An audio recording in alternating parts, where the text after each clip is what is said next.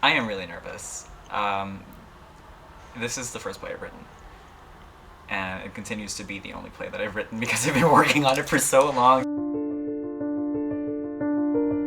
I get a phone call from a professor saying, hey, remember Fabric? And I'm like, yeah, I remember Fabric. And they're like, well, we want to invite you to work on Fabric as part of this new process.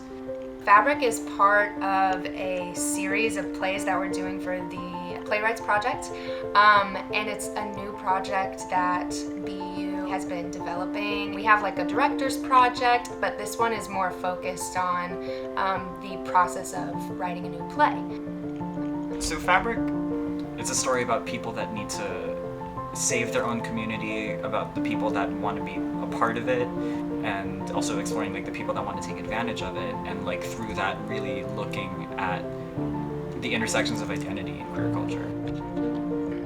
It's set in ballroom culture with lots of drag queens and lots of wonderful jargon that people might not be familiar with. So we're really trying to figure out ways to invite the audience into that world and feel like it's okay to experience it.